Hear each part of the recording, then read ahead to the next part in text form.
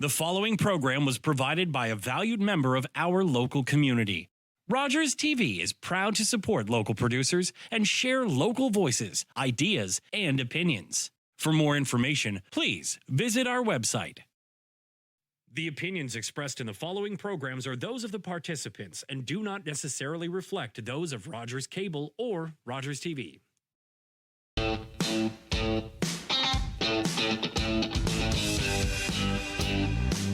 Hello, NB Polypod world. Welcome back to another week. Happy Friday. Happy snowy Friday. At least it is super snowy down here in Mennequist, St. John, on the unceded territory of the Mi'kmaq, the Maliseet, and the Pescatomakati. I am Brent Harris, and I'm here with the co-host, Joanna Killen. Hello, everybody. Welcome back. We've got lots going on. We second episode back for 2025, and boy, are we in the thick of it. And you know, it's going to be easy over the next year to lose track of New Brunswick's place and everything. And yet, it is going to be very important for New Brunswick to find a place in everything. And we're going to have a lot to talk about this year about, you know, are we finding a place? Are we getting left behind? And they're just internally in New Brunswick alone, you know, with NB power bills are up. I know we got killed on our power bill this month. Yes, highest power bill I've ever seen in my life. And this morning I was just walking around the whole house trying to figure out what was on that shouldn't be on, what was plugged in that shouldn't be plugged in. I'm gonna have to start putting a clothesline outside and drying our clothes when it gets to 0 degrees. Like, I don't know. Get the wool. I saw them dusting. You know, you treat your wool sweaters in the freshly fallen snow, so we can just start, you know, doing that. I'm just wearing wool sweaters because we can't turn on the heat. But no, it is wild. At this point, I feel very resolved to just accept that this is the world we live in and go find more ways to make money. Like, it's a hustle every day to figure out how you're going to make ends meet. And I, you know, was by a guy today coming home from dropping my kid at school who's like out in the middle of an intersection asking for change. So I handed him some cash. And anyway, it's just like, what a world. You have to almost like just accept it and move through it and, you know, try to change it like we are here on NB Polypod by educating people about what the issues are. Yes, or giving a perspective that isn't necessarily the mainstream one.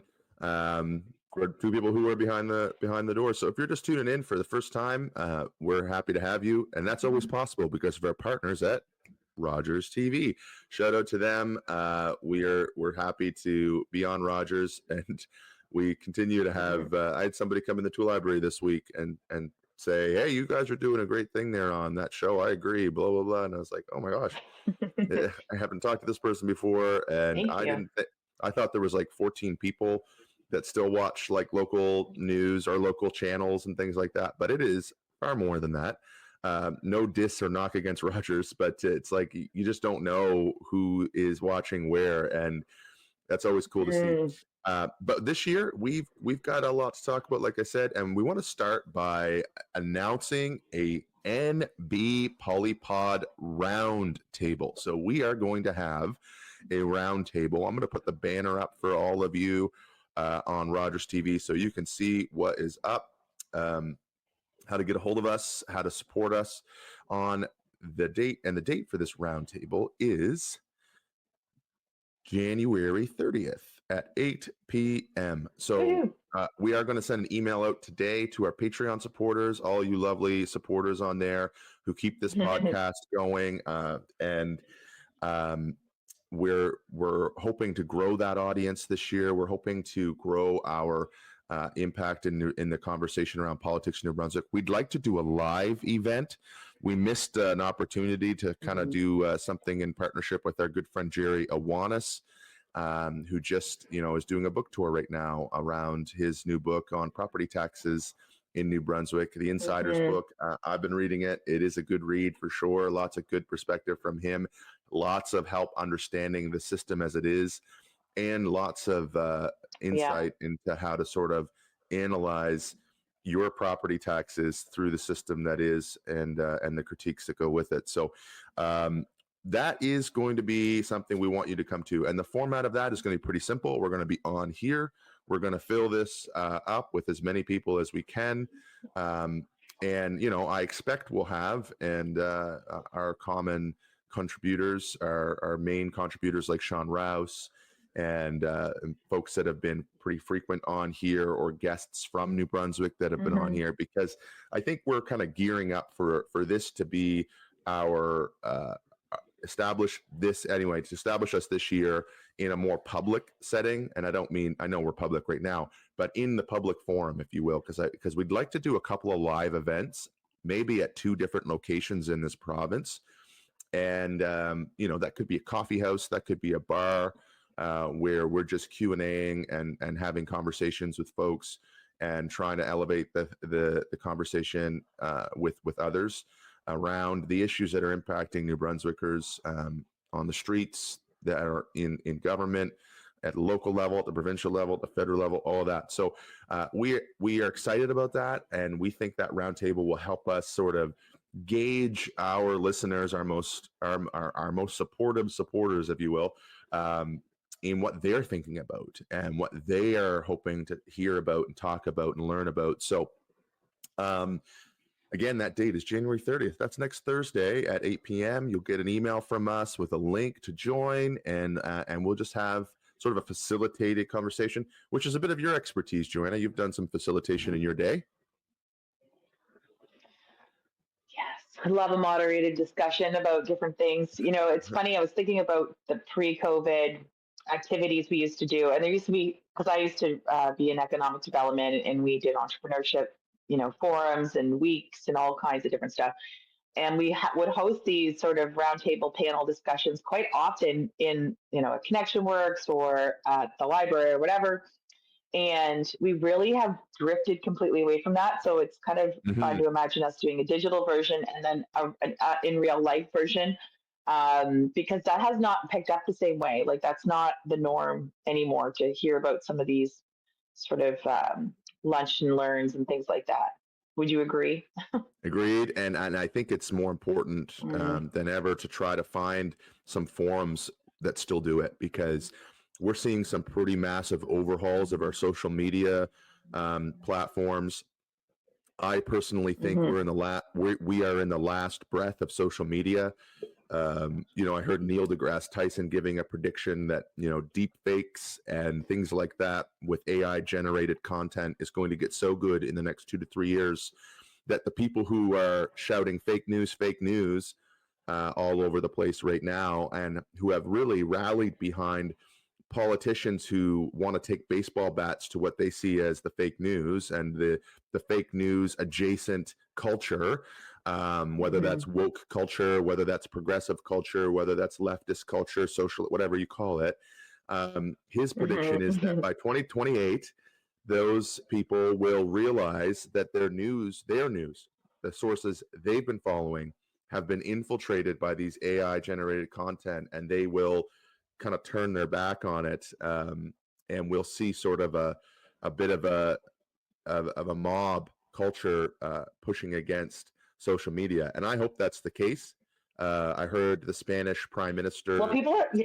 Go ahead.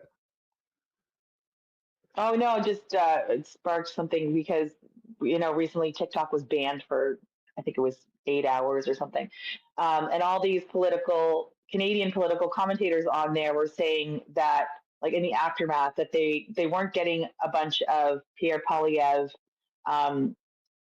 like hardcore fans in their comment sections for that time, which, if you're going to put 2 and 2 together, it's like those sort of accounts were based in America, sort of trying to infiltrate the zeitgeist or the comment sections, the place of that society is talking about these things, to disrupt what Canada is sort of actually feeling and doing.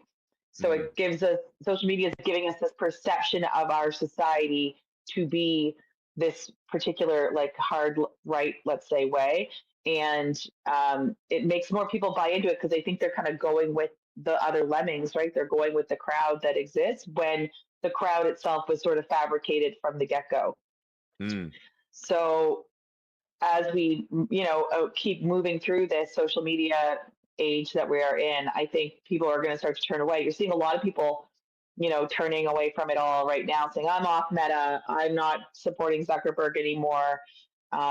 So yeah, we're going to see some serious implications as the fracturing of some of these big giants starts to continue. Yeah, and my hope is that the common folks like us will return to the public Mm-hmm. forum.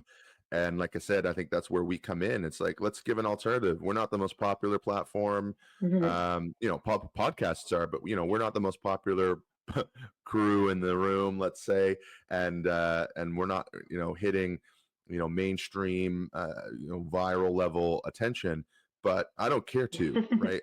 I want to get back to the point where you had to go out of your way, you had to physically walk to a place, or you had to physically go to a place to get some information, to connect with people. You had to sit down, you had to look them in the eye, you had to shake their hand, you had to deal with the fact that they maybe didn't present as charismatically as somebody else. But we've become so distracted by a multitude of content out there, and quick fix, Mm-hmm. easy access, sort of retributive content out there, that we're sort of paralyzed to be able to come together and forge a common path.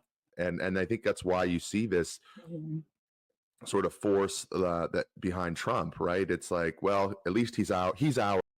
Same with Pierre, he's our. He's Yeah. going to take it to those elites. And the irony is, this is an oligarchic government in the U.S., right? You literally have Mm-hmm. 5 billionaires, 6 billionaires now, kind of hovering around the levers of power in Washington Yeah. D.C. And I don't know what else to call it. And one of our lead organizing liberal leadership contenders, Mark Carney, same deal. You can talk about his upbringing all you want. I'm of the opinion that if you're not close to the problem, if you don't have to go home and face the problem, you're not qualified to solve the problem. You may be qualified to weigh in on the problem. You may be qualified to give perspective about your area of expertise, but you shouldn't be in the halls of power. That's going to sound radical to some people. It pisses off people. Mm-hmm. I've lost a lot of friends over that. People who were, supporting me politically, quote unquote. They don't like hearing that, but it is the truth. And I've never seen a problem solved, like properly solved, like fully solved, by a group of people who parachute in from their areas of luxury and ease of life to make life better for those of us who are actually in the thick of it and the struggle. So that's sort of what I'm hoping we can do, is get more folks together to think like that, and come bring those solutions to the table and implement them, and fight those powers that are opposed to them. Yeah, I think, the trouble with this next leadership race here with the Liberals, I think, is that, Mark Carney, if he's, let's say, everyone's favorite, in a world where everyone doesn't trust the government and they're very, suspicious of people being sort of patronized in and things like that, Trudeau's the son of Pierre, etc. Having a prime minister who's not elected in Mark Carney, I don't think is going to win a lot of points from people who already don't trust the government. Does that make sense? Like, I mean, everybody is, it's not at the end of the world, I don't think, to be the leader of a party and not have a seat in government, right out of the gate. The reality with Mark Carney is, whoever the next liberal leader is going to have an election pretty soon, in that likelihood. But mm-hmm. I think, they're all insiders. They're all Mm-hmm. they're just on different wings of the same bird, and we're the ones on the ground getting Yeah. shit on. We're the ones on the ground getting shit on. And I don't know what people see in a person like Mark Carney or Chrystia Freeland. We've sat with Chrystia Freeland. She was in your restaurant, Mm-hmm. feet up on the talking with Wayne Long, who's now back in the race apparently. I guess. Yeah, that's news. Yeah, I guess former Mayor Don Darling is not going to take his seat. Maybe he'll run against our good friend down there in St. Stephen. Oh my God, why am I blanking on his name? Conservative MP. Wilson? Yeah. John Williamson. Williamson, thank you. I was like, Williston? Yeah. Where am I at? Anyway, yeah, maybe he'll run there. I don't know, but I know that there's been sort of this people revolving around Don about that, so we'll see. But at any rate, you know, it's this leadership race is going to be like 6 weeks, and we're on week 1 right now. Yeah. So what are they talking about? Well, they're talking about troubling times, why, they're best positioned to solve those troubling times, or to be the person at the leadership in those troubling times and be opposed and be the person that's going to actually put the boots to Donald Trump.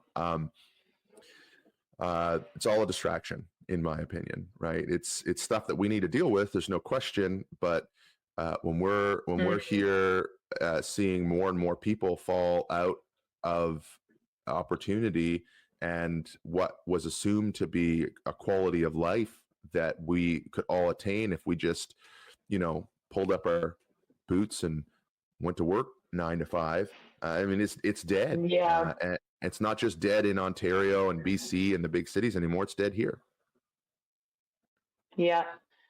No, it's absolutely, dead here. And as we stare down this barrel of the U.S. threatening these tariffs, New Brunswick is like 98% of it's like 90 something percent of our economy is export based, things we sell to others.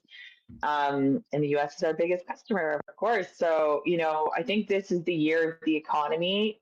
We've, for sure, there's news of Trump talking about taking down the pride flags and BLM flags around the world of any U.S. sort of base place. But I think people can't afford food, and there's egg shortages, there's avian flu, there's all this stuff brewing. I think they're going to actually hold both our government and the U.S. government accountable. It's going to be less about some of these culture war issues and actually come to fruition here with it when it comes to the economy and inflation and cost of living. Because these guys are the ones with the promises, right, to change it. And will they be able to do that? Are the masses going to be okay with this? And for how long? Like, how long is everyone going to be patient with government supposedly having this big amount of control over inflation, which I think we all know isn't true. The only way they can control it is if they actually impose regulations on the billionaires that are taking advantage of the system. And I don't foresee that happening, even in the Liberal camp, necessarily. No, and again, you just have to kind of look at who's there. These parties are exclusive private clubs. They try to appeal to a wide swath of the public. But anybody who's actually led anything and transformed anything and pioneered anything and failed or succeeded or have succeeded and then might fail later, those of us in the trenches that actually had to do something new and different,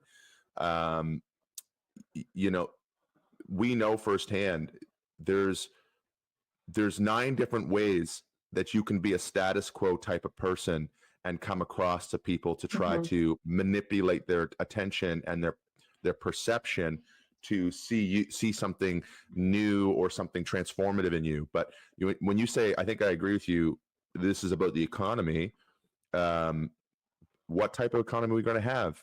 And the only thing I see in Pierre, in Jagmeet, in Mark Carney, in Chrystia Freeland, personally, are 4 different opinions on how to rescue what the economy was, not a bold opinion on how to transform it into what we need. And you don't see anybody talking about alternatives to this current way of doing things.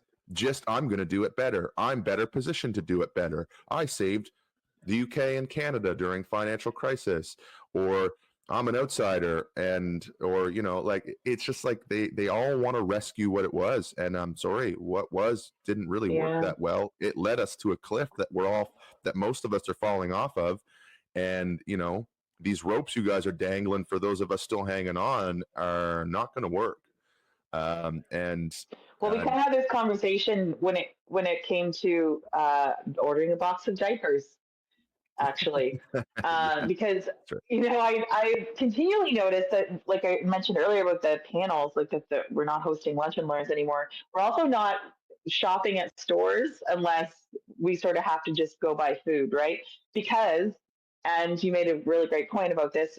I ordered a box of diapers off Amazon because they are 19 cents a piece, which it all breaks all down on that website. That's right.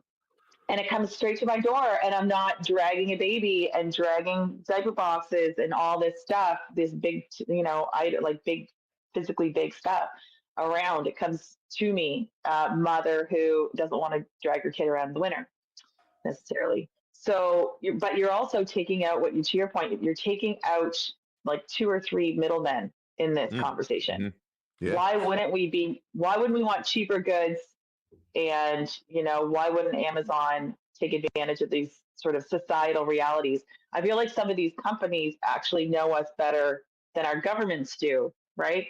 Like they're more in tune with what the pulse of the world is. They know we're not opening, businesses in downtown cores at the same rate we were. We're not putting people in offices like we were. We're shifting over to this online space, and we're not going to drag people out of their homes to come to us. We're going to come to them in their news feeds and give them the products and things that they want directly to their door. Yeah, and exactly right. And I mean, this goes to all sorts of different industries. It's smart to cut out three different levels of retail, right? If you can warehouse all of your products in a place that doesn't need to be customer facing and customer friendly, that just needs to be built on organization and cataloging and movement and distribution, and then go from that place right to the door, you end up cutting out the person stocking the shelf, the store that has the shelf, the payment software that has to exist in the shelf, in the store that has the shelf, and the heat and lights that run that place. And so there's many levels of, and now you could say there is a social value to having a public market space, and there of course is. At the same time, with the level of consumerism that we have today, which isn't sustainable, by the way, in my opinion, for us, like if the world depended on consumers like us in our family, like it would not have this level. It wouldn't be organized this way. We just don't consume enough to keep this weird consumeristic retail world alive. But yeah, there's so many industries that we could do this with. The problem is it's controlled by a billionaire, and the billionaire is Jeff Bezos, and Bezos wants to wrap his hands around the levers of power. We've seen him at Trump's inauguration around sort of the same group of, Tim Cook and Zuckerberg and Elon Musk and Ramaswamy and Donald Trump, and these are your oligarchs now, people. And I don't want to make that sound alarmist, but what I do think is fair is to say, if that's not true, show me how. And if you're okay with it, tell me why. Yeah. And no one's made the case for why we should go back to oligarchy, except that, well, what wasn't working. And you could argue that, well, the reason things weren't working before, and certainly why New Brunswick, and let's bring it back to New Brunswick. We've got 4 to 5 billionaire folks in this town, this little town of New Brunswick, and which is a crazy high amount of billionaires per capita. We've talked about that on the podcast before. Yet we are in basically dead last when it comes to wages, productivity, social outcomes, health outcomes, quality of life expectations, things like that. Like those haven't paid off for us. So if the world wanted to have a little bit of a learning lab on making highways for billionaires to have ease of access to the public good, or the common resources, the public resources, and the public sphere, let's look at New Brunswick and see how well it worked. And it didn't. It hasn't worked well. And so I don't know. Like it's in some ways. We talk about tariffs. You've heard us talk about, listeners have heard us talk about the repatriation of supply chains, which is really what tariffs are designed to do. I agree with that, but I don't agree with that if the control of those resources goes into fewer and fewer hands, which are continuing to maximize profits, and we don't have a common movement of people. The unions are not leading the charge against that. They're very, very handcuffed. They're underperforming on what they could do as a body. The labor movement is like cut off at the knees these days to be able to oppose those interests. There's no general strike. We're never going to see a general strike. I'm pretty convinced of that. The response to this level of wealth inequality and the subversion of the public good and the resources that we share in common, in the 1900s, when the early ones, the response was general strikes. The response was, pretty massive protests and disruption, and people were like, "Oh, Luigi's going to start that movement." Luigi ain't starting the movement, guys. You're all so polarized and distracted with this social media content. There's 20 opinions out there vying for your attention about why it is, and none of them are any good. Anyway, it's a troubling time. Well, I think there's some threads here that I think tile this together. Social media and politics in 2025 now. So I made a good point. Your shares and your scrolls and your, stories on Instagram do not change the world. Like all of that organizational stuff you feel like you're doing online really isn't the work. And I feel like I learned that from this election too. Like, albeit I was down and out for having a baby and everything, that kind of mobilization happens in real life. And if we're just sitting here thinking, oh, I shared this like piece of content, like that means I'm good, like can go home now. That's not how it works. And we have to be out there if we want to make real change, getting people together. And it's exhaustive and exhausting. And I don't see our society doing that. Like, it's not that we're lazy. We're just, I think, exhausted and overwhelmed with the past 20 years. Like, it just, we've talked about recently between us, like how we feel a lot of folks like don't want to engage. They know they, can and should maybe, but it's just not in the cards. There's too many other factors to start a class war, for instance. It really is. It's not. Yeah. It's not going to be easy to get people to get on board with anything in this exhaustive state. And I think New Brunswick's a good case in that too. It's always struck me funny how there is this level of power that and privilege awarded to the billionaire class in this province. It trickles right through local government, provincial government, federal government. I heard friggin' Dominic LeBlanc on the Hurley Burley podcast talking about his buddy, Jim Irving. And I'm like, you should be ashamed of yourself for being a politician, calling yourself a person of the people, talking about smoking cigars and being buddies with these type of individuals. Like, they're people. I understand it, but it goes back to the resting question: how can people who can turn off the light with the flick of a switch to the problems that 90% of us face be asked their opinion about how to fix it? Like, I don't care what the profit margins are. I don't care how hard it is, but to run their business, and how much we should revere them for being, the ones that made the breakthrough. Like, this is an artificial system. It is a cancerous system. Nature doesn't look like this, right? The natural world in which we live in does not have these Mm-hmm. these apex individuals of a species class that can control so much of the soil, right? Like that's just not how it works. There's a level of competition. There's no question. It's destructive. It's aggressive. Mm-hmm. It's murderous. I know nature is all these terrible, scary things as well. But it's also the mycelium network in the soil that speaks to the leaf in the tree somehow in order to get the leaf to produce more sugar to send to the soil so the bacteria can eat it, and the bacteria will then turn around and decompose things that can feed the root system and keep the forest going, and the other 20,000 species that rely on the forest. Like that's the natural system that is also here. And I just don't see how humans can organize themselves this way and can expect good results. And I'm really sick and tired of seeing a lack of awareness in people who call themselves intelligent. Like I don't really give how educated Mark Carney is or Chrystia Freeland. If you can't get that initial observation right, you really don't have anything to offer us.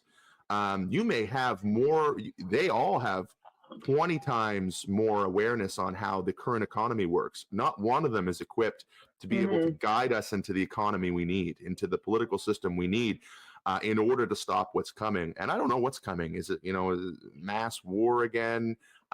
Is it, just, is it these dystopian futures of oligarchy with, a peasantry introduced and a new aristocracy introduced, hurtling toward monarchy or monarchic ideals? I don't know. I don't care to know. I just know that it's not what should be. And what we need to try to do, I think, is at least protect some little pieces of the puzzle that can be oppositional and truly live different.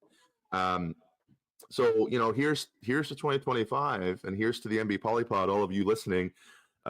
Please, let's do that. Let's step up and do, and who cares if we don't see our solutions or our observations or suggestions to those in power actually take root. Let's garner it, let's foster it, let's grow it, let's mobilize, and let's try to engage in the areas in which we are, and get face to face and get personal and support each other and all that. Like that's the hope and the dream. But anyway, we're on the idealistic train here right now, and we should probably switch to something a little more in the news and what we know is going on. So we mentioned a few of those. Had a little break there. We're back, and we're going to talk about MB Power because literally the Greens, Conservatives, Liberals, everyone's talking about them. They want to bring them before the legislature to talk about the increases as of late. And there's kind of a joke around the internet right now with regards to the MB Power's response to it, because they just basically said, well, make sure your heat pumps are working good. And, don't worry about it. It's something to do with your own house. So it really was not the response that the public wanted to hear. And so it's been a little bit of a journey for them in the past couple of weeks. Yeah, and like I said at the top of the hour, we are certainly recipients of that. This is the highest power bill I've ever seen in my life. As a matter of fact, I run a tool library which has industrial machinery in it, and I've never seen a power bill there. Well, that's not true. I have seen power bills there that high, but that's pretty strange. Now, we live in a big house and have to because we have 6 children between us, and it's a concrete poured house. Like there's all kinds of things I can talk about from a construction systems perspective that would make this house better. But even when we look at last year, the power bill here, it's pretty substantially different. And they're right. In some ways, it's always the public's fault. You want power, we sell it to you. Here's the price, and you guys, we all have to agree as a collective here in New Brunswick, we have some of the lowest power rates in the world.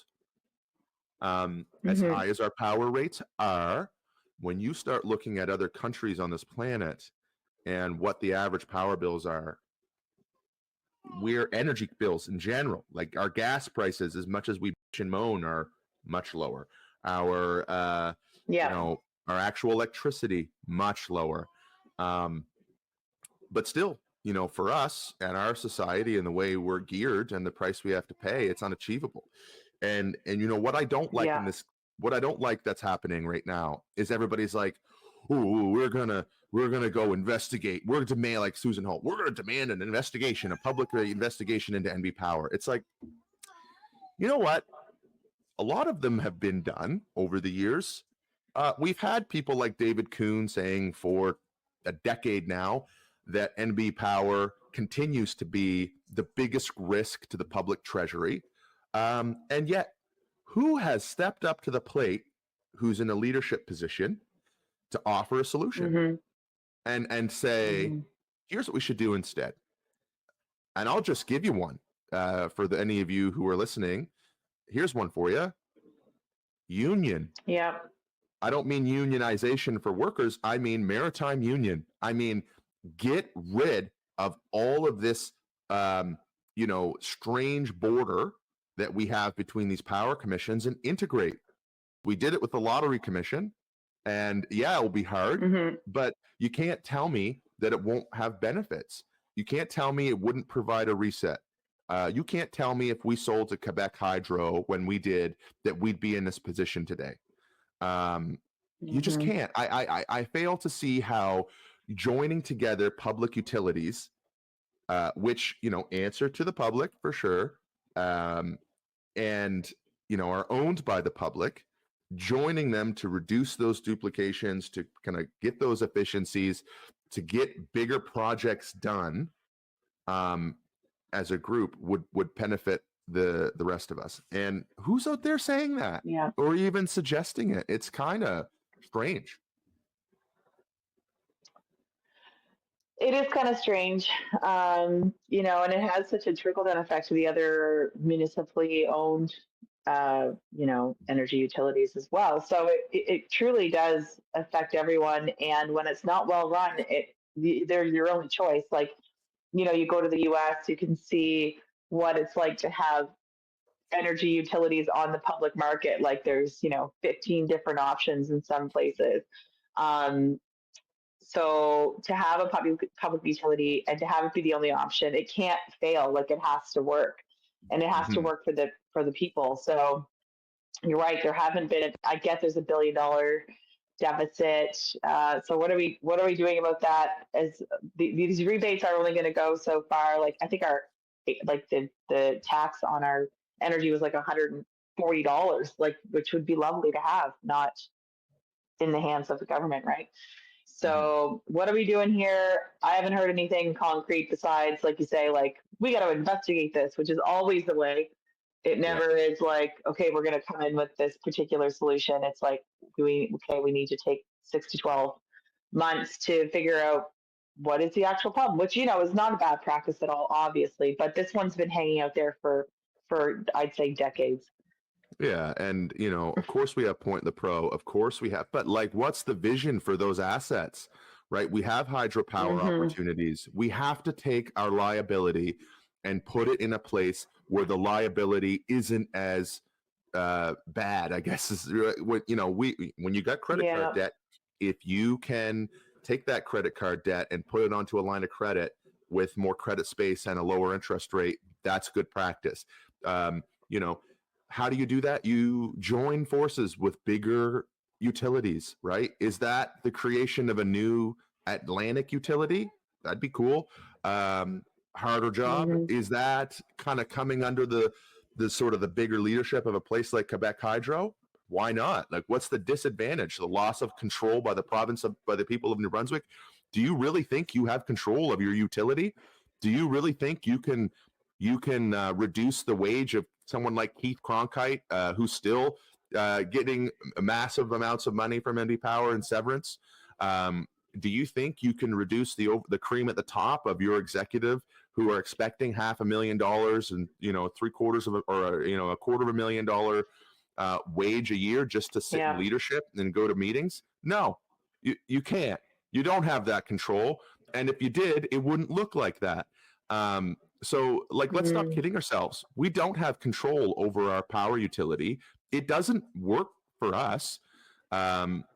It gets a job done. They have difficult jobs. I know that the linesmen and the folks who are working around trying to make and be power good and all that, they have great intentions, but there's no pathway forward like this, people. There just isn't. And so, you know, let's swallow the pill. Let's take our medicine. And I don't know why we don't have some political leadership around this, calling for this, because if that, you know, just starting that conversation, if there's a good reason not to do it, if there's a good reason why we should just bear this burden and like trudge along, and in 5 years' time it'll be different, great. But we heard that 10 years ago. We heard that 5 years ago. We heard that 2 years ago when the leadership changed. And I forget the woman's name who's the CEO now, and I apologize to her because it's not like she hasn't been. Is it Lori? I think it's Lori. And yeah. I'll look that up. But yeah, like this, there hasn't been substantive improvement. And we have assets that probably would be useful to a broader approach to electrification, like a nuclear reactor that's still got 8 to 10 years left, like a hydroelectric dam that needs massive investment, but is sitting on massive opportunity. You know, so you got liabilities, you got assets. Start shopping. We're only 800,000 people, you know? Do we need all of this to be ours, to own everything, to be world class, which we've talked about before here? God. Oh, gosh. Yeah. I know. And of course, now, what about solar? Like, let's talk about solar. Yeah. But of course, now we're hearing from Susan Holt's Liberals that the finances weren't as good as we thought. Yes, it's true. It's unfortunate. I'm just like, didn't we say this is exactly what was going to happen? Can somebody explain to me how the public finances, which are disclosed fully, which have an auditor general that is responsible to kind of look through things, not just in that, but, you know, there's a budget officer. Like, how is it that the finances aren't as good? What did you expect them to be like? That's the question. They won't answer it because they don't know, because this is just a nice little sort of parroting trick to make the public try to give you some latitude, and you don't deserve any. You don't, because you didn't step up and say, hey, if the finances are A, B, C, and D, then we can give you, the public, you know, A, B, C, and D. But hey, we found out that it's not that, so here's what we can do instead. That's that's called transparency. And that's, you know, you can step up to the plate and say, hey, I thought something wrong. Here's what we were thinking we were going to get in tax collection, in equalization payments, and the rest of it. That's really the sources you have. Here's what we were expecting. We didn't get that, so we can't do this part of it, but that's what we're going to sacrifice. But they don't have that level of understanding, I don't think, these folks in her government. And some of them are fine. Some of them are good people and very qualified to be in their positions. But, you know, come on. Most of you are smarter than that. And it's just pathetic.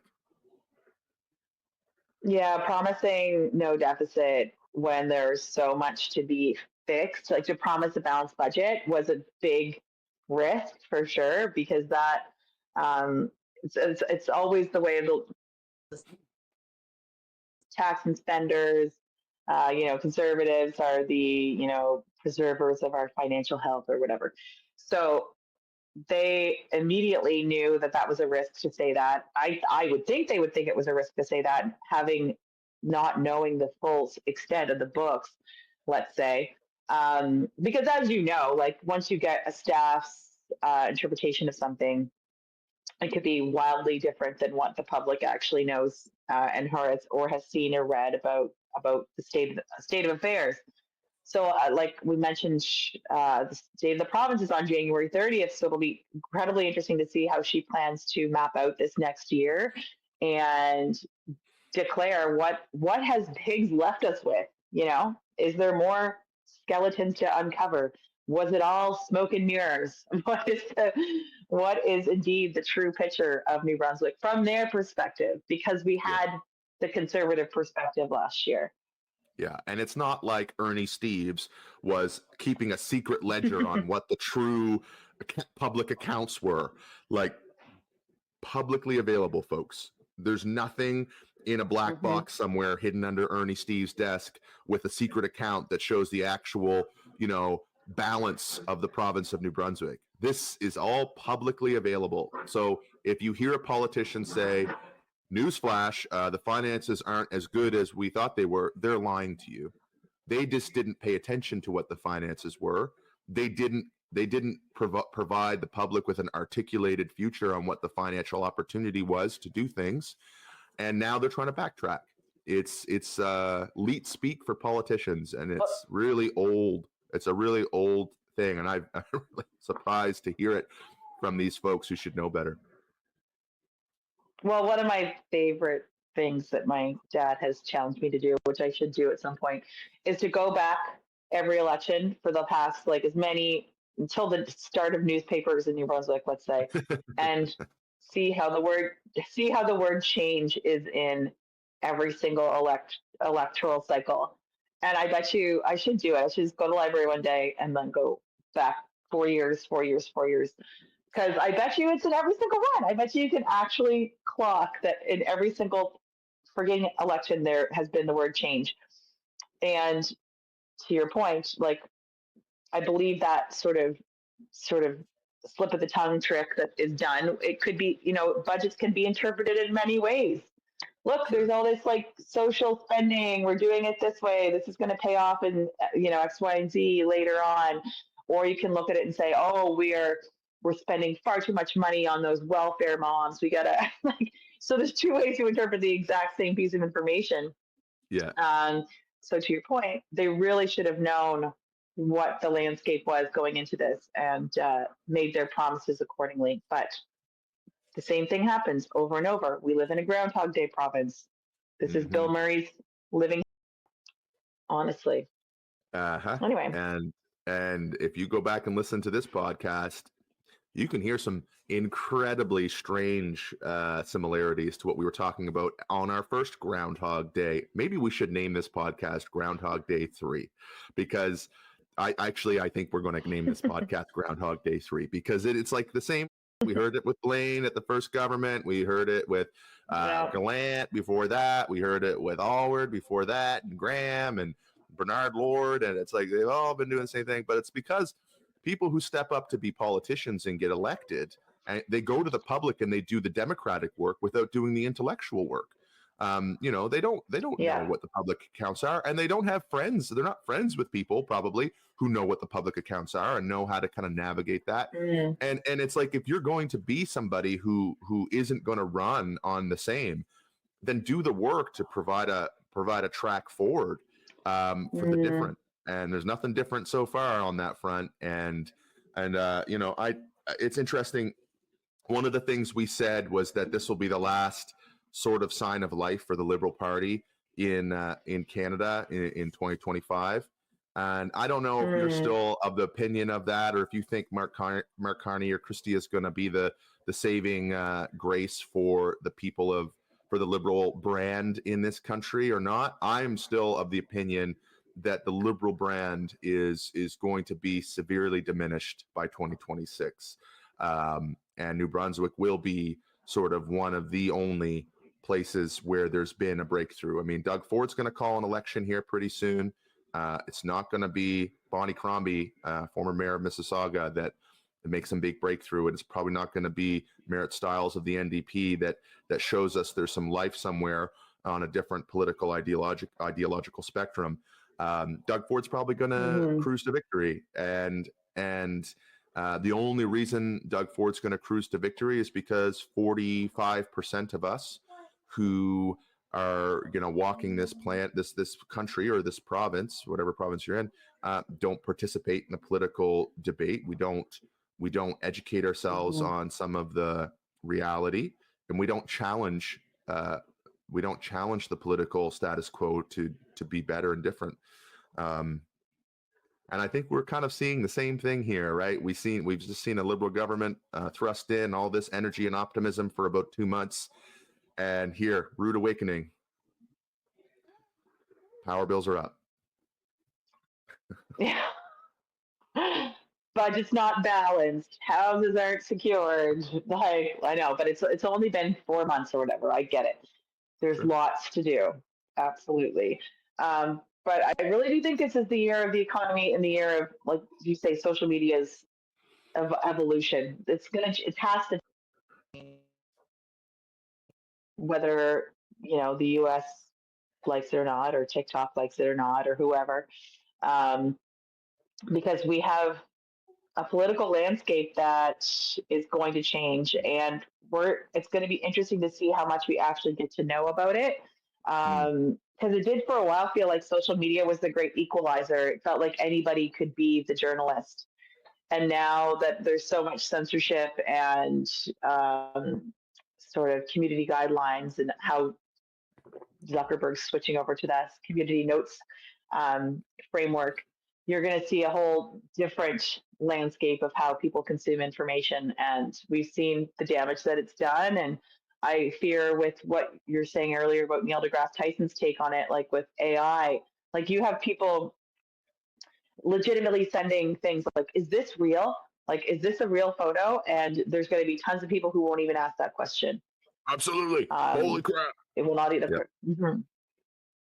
Yeah. And I didn't finish my statement earlier, but the Spanish prime minister just stood up and he said something I think which rings true to me.